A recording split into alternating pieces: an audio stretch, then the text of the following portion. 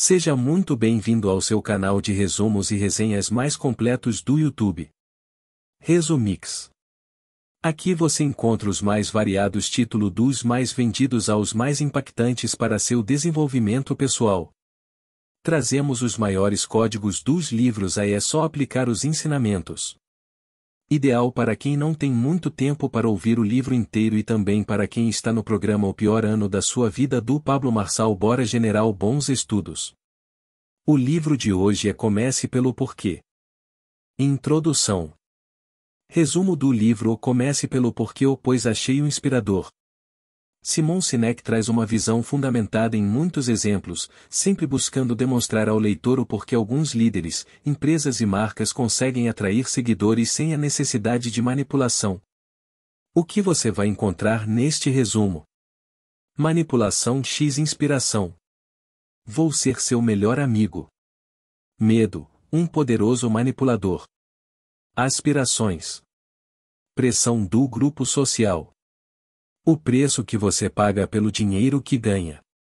O círculo dourado. O que, como e por quê. Sistema límbico. Clareza, disciplina e consistência. A única diferença entre você e um homem das cavernas é o carro que você dirige. A influência dos outros.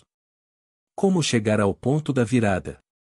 Dê às pessoas algo em que acreditar. Saiba o porquê. Saiba como. E aí o que? Descubra o porquê. Se você seguir seu porquê, os outros seguirão você. Fazemos suposições sobre o mundo à nossa volta com base em informações que às vezes são incompletas ou falsas. Isso é importante porque nosso comportamento é afetado por nossas suposições ou pelas verdades que percebemos. Tomamos decisões com base no que achamos que sabemos. Não faz muito tempo, a maioria das pessoas acreditava que o mundo era plano. Essa percepção de suposta verdade tinha impacto sobre o comportamento. Durante esse período, havia muito pouca exploração.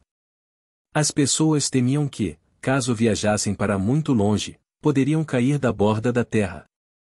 Somente depois que um pequeno detalhe foi revelado, o de que o planeta é redondo, o comportamento mudou em grande escala. Em virtude dessa descoberta, sociedades começaram a cruzar os oceanos. A correção de uma simples suposição falsa impulsionou a raça humana. Manipulação x inspiração. Se perguntar à maioria dos líderes de um negócio por que os clientes deles são seus clientes, a maioria lhe dirá que é por causa da qualidade, das características, do preço ou do serviço. Em outras palavras, a maior parte das empresas não consegue explicar por que seus clientes são seus clientes. Essa é uma constatação fascinante. Se as companhias não sabem por que seus clientes são clientes, há uma boa chance de elas também não saberem por que seus funcionários são seus funcionários. Existem apenas duas maneiras de influenciar o comportamento humano: você pode manipulá-lo ou inspirá-lo. Vou ser seu melhor amigo. Quando me refiro à manipulação, não é com sentido necessariamente pejorativo, trata-se de uma tática muito comum e até certo ponto benigna. Na verdade, muitos de nós temos feito isso desde que éramos pequenos. Vou ser seu melhor amigo é uma tática de negociação bastante eficaz empregada pelas crianças para obter algo de outro. As manipulações típicas incluem redução de preço, promoção ou exploração do medo, da pressão do grupo social ou de mensagens baseadas em desejos e aspirações do consumidor, e promessas de inovação para influenciar o comportamento, e seja uma compra, um voto ou apoio. Quando empresas não sabem ao certo por que seus clientes são clientes, elas tendem a contar com um número desproporcional de manipulações para obter aquilo de que precisam. E por um bom motivo. A manipulação funciona. Medo, um poderoso manipulador. Um poderoso manipulador, o medo muitas vezes é usado com motivações bem menos nefastas. Usamos o medo, por exemplo, para criar nossos filhos e até para motivar pessoas a obedecer a um código de ética. O medo também é usado com regularidade em campanhas de utilidade pública, para promover o zelo pela segurança de crianças ou chamar atenção para a AIDS ou para a necessidade do cinto de segurança. Se alguém já lhe vendeu qualquer coisa com a advertência de que temia as consequências caso você não comprasse, saiba que ele está usando uma arma proverbial que reside em sua cabeça para ajudá-lo a ver o valor ou de escolher a ele e não a concorrência. Aspirações. Se o medo nos motiva a nos afastar de algo terrível, mensagens que evocam aspirações criam uma tentação por algo desejável. Marqueteiros costumam falar sobre a importância de ter aspirações, oferecendo às pessoas algo que desejam alcançar e a possibilidade de chegarem lá mais facilmente usando determinado produto ou serviço. Pressão do grupo social. Quando marqueteiros relatam que a maioria de uma população ou de um grupo de especialistas prefere seu produto, e não outro, estão tentando levar o consumidor a acreditar que aquilo que vendem é melhor. A pressão do grupo funciona porque acreditamos que a maioria ou os especialistas devem saber mais do que nós. Isto funciona não porque a maioria ou os especialistas sempre tenham razão, mas porque nós temos medo de estarmos errados. Jovens impressionáveis não são os únicos visados pela pressão do grupo. A maioria de nós provavelmente passou pela experiência de ser pressionado por um vendedor. Quem nunca teve um representante de vendas tentando vender alguma solução para o escritório ou afirmando que 70% da concorrência usa os serviços deles e depois questionando por que você não o usa também? Mas e se 70% de seus concorrentes forem idiotas? Ou, e se deram aos 70% tanto valor agregado ou ofereceram um preço tão baixo que eles não conseguiram resistir à oportunidade? Essa prática foi criada para fazer uma única coisa: impressionar você a comprar. Fazer você sentir que talvez estivesse deixando passar alguma coisa ou que todos sabem mais do que você. Melhor ficar com a maioria, certo? O preço que você paga pelo dinheiro que ganha. Não posso negar que as manipulações funcionam. Elas podem de fato influenciar o comportamento e ajudar uma companhia a ter sucesso. Mas há implicações. Nenhuma delas cria fidelidade. Ao longo do tempo, os custos se tornam cada vez maiores e os ganhos são apenas de curto prazo. As manipulações ainda elevam o nível de estresse tanto para o comprador quanto para o vendedor. Se você tem muitos recursos financeiros ou está buscando apenas um ganho de curto prazo sem considerar o longo prazo, então essas estratégias e táticas são perfeitas. Há uma grande diferença entre a repetição de um negócio e a fidelidade. Repetição de negócio é quando pessoas fazem negócio com você várias vezes.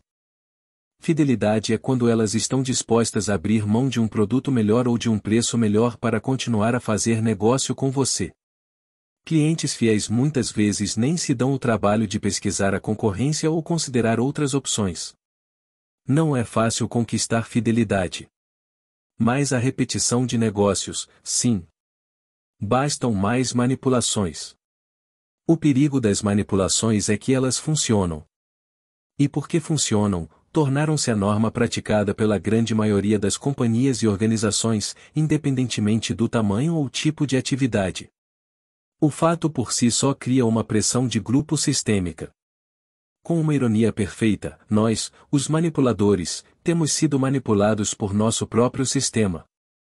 Com cada redução de preço, promoção, mensagem baseada no medo ou em aspirações e novidades que usamos para alcançar nossos objetivos, vemos nossas companhias, nossas organizações, nossos sistemas, ficando cada vez mais fracos. O círculo dourado. Existem uns poucos líderes que, para motivar pessoas, preferem inspirar a manipular. Sejam indivíduos ou organizações, todos esses líderes inspiradores pensam, agem e se comunicam exatamente da mesma forma. E é o oposto do que o restante de nós faz. Quer tenham consciência ou não, eles agem assim seguindo um padrão que surge naturalmente, que o chamamos de o Círculo Dourado. Círculo Dourado do livro Comece pelo Porquê. O Círculo Dourado é uma visão alternativa para as suposições existentes acerca do motivo de alguns líderes e algumas organizações terem atingido um grau tão desproporcional de influência. Ele oferece uma percepção clara de como a Apple é capaz de inovar em muitos e diversos campos de atividade sem jamais perder a capacidade de continuar fazendo isso. Explica por que pessoas tatuam logos da Harley-Davidson no corpo. Fornece uma compreensão mais clara não só de como a Southwest Airlines criou a mais lucrativa companhia aérea da história, mas também da razão por que as coisas que fez funcionaram. E até confere alguma clareza quanto ao motivo pelo qual as pessoas seguiram o Dr. Martin Luther King em um movimento que mudou uma nação e por que os americanos aderiram ao desafio de John F. Kennedy, de mesmo depois de sua morte, de levar um homem à Lua. O Círculo Dourado mostra como esses líderes foram capazes de inspirar ação em vez de manipular as pessoas para que agissem. E tudo isso começa de dentro para fora. Tudo começa pelo porquê. O que, como e por quê. Antes que possamos explorar suas aplicações, deixe-me primeiro definir os termos, começando com o exterior do círculo e indo para o interior. O que, e toda companhia e toda organização no planeta sabe o que faz. Não importa se é grande ou pequena nem o campo de atividade. Todo mundo é facilmente capaz de descrever os produtos ou serviços que sua companhia vende ou a função do cargo que desempenha dentro daquele sistema. O que é fácil de identificar. Como algumas companhias e algumas pessoas sabem como elas fazem o que fazem. Os COMs são apresentados com frequência para explicar o modo pelo qual alguma coisa é diferente ou melhor. Porque, e muito poucas pessoas ou companhias conseguem articular com clareza por que fazem o que fazem. Quando falo do porquê, não estou me referindo a ganhar dinheiro, e isso é uma consequência. Com o porquê, refiro-me a qual é seu propósito, sua causa ou sua crença. Por que sua companhia existe? Por que você sai da cama toda manhã? E por que alguém deveria se importar? O neocórtex é responsável pelo pensamento racional e analítico e também pela linguagem. As duas seções do meio do cérebro compreendem o sistema límbico, que é responsável por todos os nossos sentimentos, como confiança e lealdade. É responsável também por todo o comportamento humano e por nossa tomada de decisão, mas não tem aptidão para a linguagem. Sistema límbico. Não é que as pessoas não saibam, é que elas têm dificuldade de explicar por que fazem o que fazem. A tomada de decisão e a capacidade de explicar essas decisões estão em partes separadas no cérebro. É daí que vêm as decisões do fundo do coração. Sentimos que são a coisa certa a fazer. Não existe uma parte do coração que controla a tomada de decisão, tudo acontece no sistema límbico. E também não é por acaso que usamos o verbo sentir para explicar essas escolhas. O motivo para as decisões do fundo do coração serem entendidas como certas é que a parte do cérebro que as controla também controla nossos sentimentos. Muitas pessoas que são levadas a comprar computadores Apple ou motocicletas Harley-Davidson, por exemplo, não precisam conversar com ninguém sobre qual marca escolher. É a isso que nos referimos quando falamos sobre conquistar corações e mentes. O coração representa o sistema límbico, a parte do sentimento no cérebro, e a mente é o centro racional da linguagem. A maior parte das companhias prefere conquistar mentes, ou não é preciso nada mais que uma comparação entre todos os recursos e benefícios. Conquistar corações, no entanto, dá mais trabalho. Talvez isso seja uma dica sutil que nosso sistema límbico deficiente de linguagem envia para nos ajudar a ver que a arte da liderança tem a ver com seguir nosso coração. Talvez nosso cérebro esteja tentando nos dizer que o porquê tem que vir em primeiro lugar.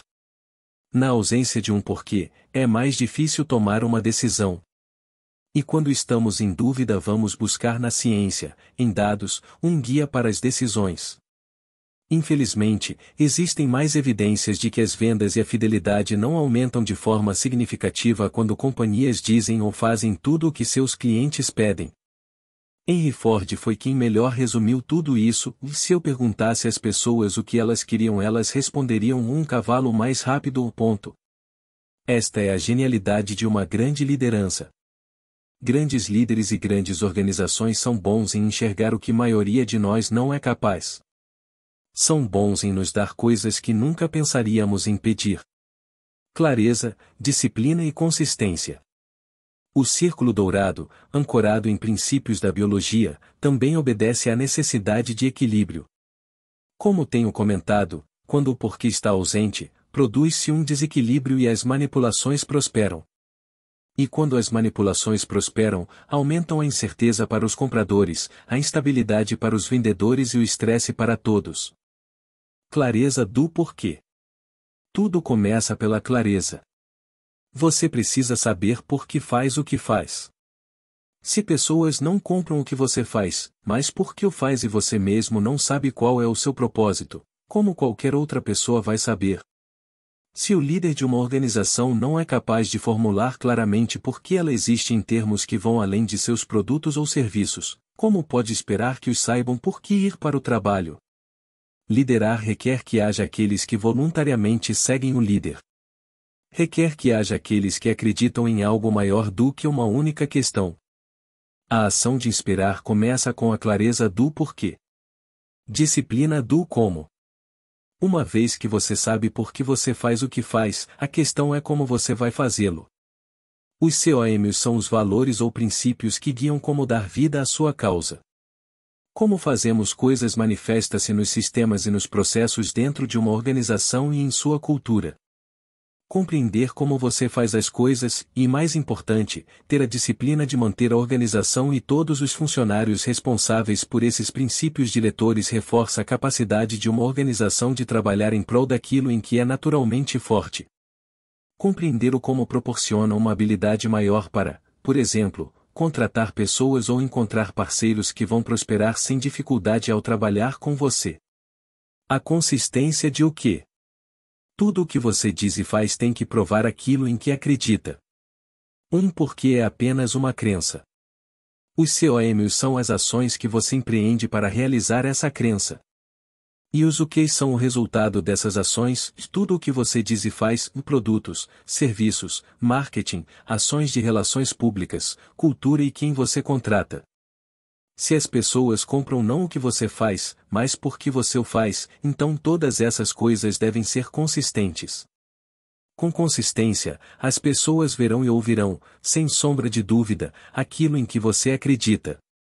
Afinal, vivemos em um mundo tangível.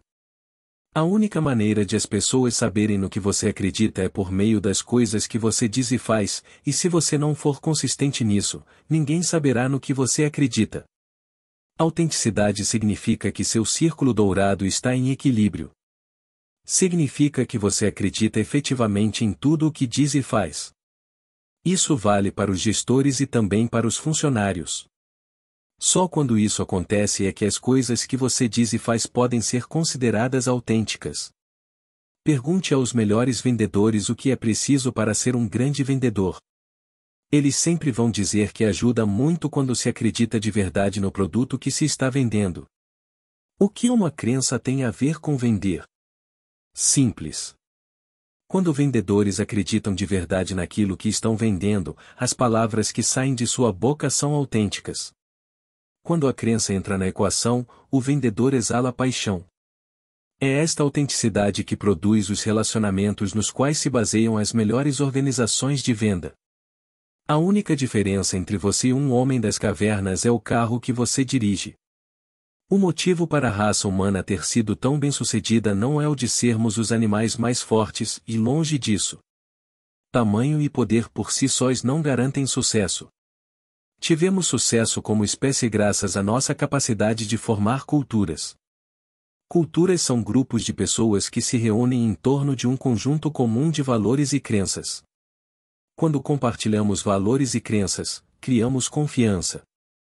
A confiança nos outros permite que confiemos na ajuda deles para proteger nossos filhos e assegurar nossa sobrevivência pessoal. A possibilidade de sair da toca para caçar ou explorar confiando que a comunidade vai proteger sua família e suas coisas até você voltar é um dos fatores mais importantes na sobrevivência e no avanço de nossa espécie. A influência dos outros. Em quem você confia mais, em alguém que conhece ou em alguém que não conhece? No que você confia mais, em uma propaganda ou na recomendação de um amigo? Em quem você confia mais, no garçom que lhe diz tudo o que está no cardápio é bom ou no garçom que lhe avisa para evitar o frango? São perguntas fáceis de responder? Então que tal esta, por que alguém deveria confiar em você? É mais provável que confiemos naqueles que compartilham nossos valores e nossas crenças. Quando acreditamos que alguém tem em mente nossos interesses porque isso também o beneficia, o grupo todo se beneficia. Os avanços das sociedades basearam-se em grande parte na confiança existente entre aqueles que compartilham um conjunto de valores e de crenças. O sentimento de confiança fica alojado no mesmo lugar do porquê e o sistema límbico. Como chegar ao ponto da virada? Em seu livro de 1962 Diffusion of Innovations, Difusão das Inovações, Everett M. Rogers foi o primeiro a descrever formalmente como as inovações se difundem na sociedade. Nossa população está dividida em 5 segmentos de uma curva em forma de sino. 1. Inovadores. 2. Adotantes iniciais. 3. Maioria inicial. 4. Maioria tardia. 5. Retardatários. Gráfico da lei da difusão do livro. Comece pelo porquê. Como declara a lei da difusão, os primeiros 2,5% da população são os inovadores e os 13,5% seguintes são adotantes iniciais. Os adotantes iniciais são semelhantes aos inovadores na medida em que apreciam as vantagens trazidas por novas ideias ou novas tecnologias. Reconhecem logo o valor de novidades e estão dispostos a tolerar uma imperfeição porque conseguem ver o potencial por trás daquilo. Embora sejam rápidos em perceber o potencial e aceitem assumir riscos para testar novas tecnologias ou ideias, os adotantes iniciais não são geradores de ideias como os inovadores. Os adotantes iniciais, como os inovadores, mas em um grau menor, estão dispostos a pagar o preço ou a se sujeitar a algum nível de inconveniência para adotar uma ideia ou ter um produto que eles sentem que é certo. Os que estão no lado esquerdo da curva de difusão são aqueles dispostos a ficar durante 6 horas em uma fila para ser um dos primeiros a adquirir o iPhone. Eles queriam ser os primeiros.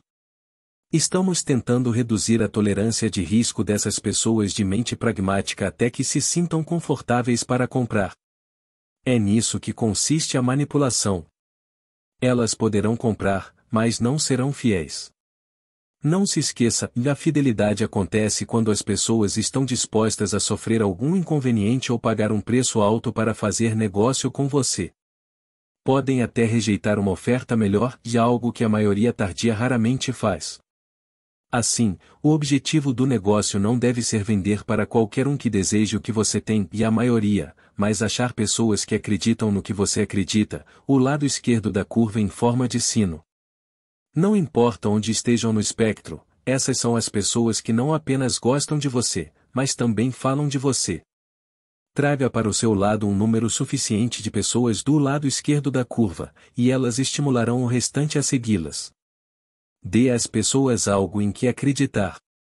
Em 28 de agosto de 1963, 250 mil pessoas de todos os Estados Unidos convergiram para o National Mall, em Washington, D.C., para ouvir Martin Luther King proferir seu famoso discurso Eu Tenho um Sonho. Os organizadores não tinham enviado 250 mil convites, e na época não havia sites para conferir a data. Como se conseguiu que 250 mil pessoas aparecessem no dia e na hora certos? Elas foram lá por elas mesmas. Era naquilo que elas acreditavam. Viam aquilo como uma oportunidade para ajudar os Estados Unidos a se tornar uma versão melhor de si mesmo. Saiba o porquê. Saiba como. E aí o que? Lembre-se da biologia do círculo dourado. O porquê existe na parte do cérebro que controla os sentimentos e as tomadas de decisão, mas não a linguagem. Já os quês existem na parte do cérebro que controla o pensamento racional e a linguagem. Comparar a biologia do cérebro com a configuração tridimensional do círculo dourado revela um profundo insight. O líder no topo da organização é a inspiração, o símbolo da razão pela qual fazemos o que fazemos. Ele representa o sistema límbico emocional. O que a companhia diz e faz representa o pensamento racional e a linguagem do neocórtex. Da mesma forma que é difícil para as pessoas falarem de seus sentimentos, como alguém que tenta explicar por que ama seu cônjuge, é igualmente difícil para uma organização explicar seu porquê. A parte do cérebro que controla os sentimentos não é a mesma que controla a linguagem. E assim como uma pessoa que se esforça para expressar em palavras suas emoções, nós também nos valemos de metáforas, imagens e analogias na tentativa de comunicar como nos sentimos. Na falta de uma linguagem adequada para compartilhar nossas emoções profundas, nosso propósito, nossa causa ou nossa crença, contamos histórias. Usamos símbolos. Criamos coisas tangíveis para que aqueles que acreditam naquilo em que acreditamos possam apontar e dizer: "Este é o porquê de eu estar inspirado." Se for feito da maneira adequada, é nisto que se transforma o marketing, a marca, os produtos e serviços, uma forma de organizações se comunicarem com o mundo. Comunique-se claramente e será compreendido. Descubra o porquê.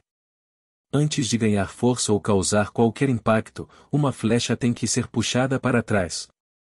E também é daí que surge o poder de um porquê. O porquê não vem de se olhar à frente para o que você quer alcançar e de imaginar uma estratégia para chegar lá. Não nasce de nenhuma pesquisa de mercado. Não vem de extensas entrevistas com consumidores ou mesmo com funcionários. Vem de se olhar na direção oposta àquela em que você está agora. Achar o porquê é um processo de descoberta, não de invenção. Toda companhia, organização ou grupo com a capacidade de inspirar começa com uma pessoa ou pequeno grupo de pessoas que se inspiraram para fazer algo maior do que elas mesmas.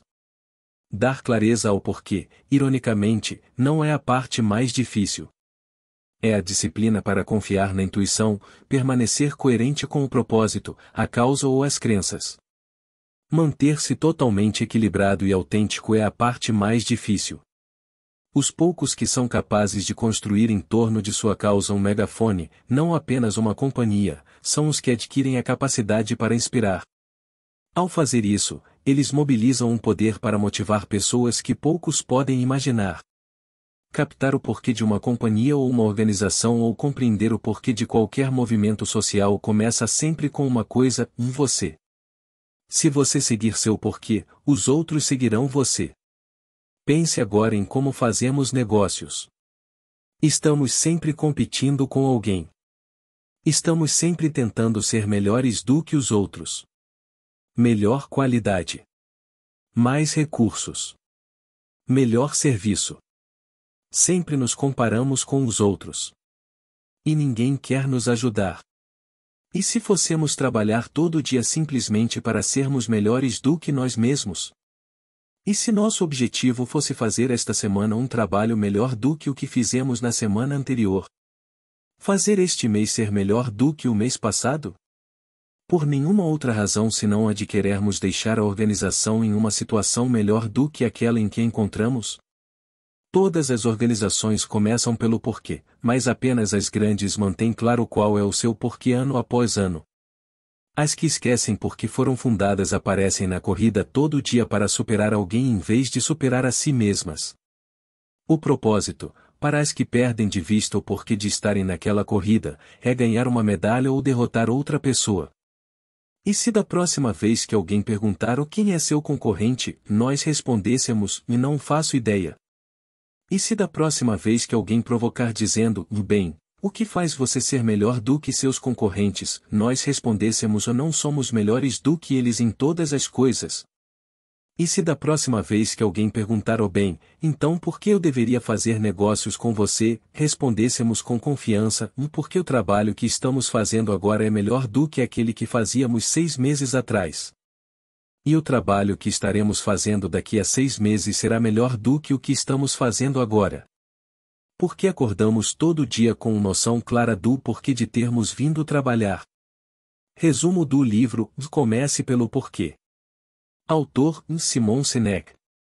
Espero que tenha gostado do resumo do livro O Comece pelo Porquê. Se gostou, compartilhe. E não se esqueça de se inscrever no canal para novos resumos. Grato por ter você aqui.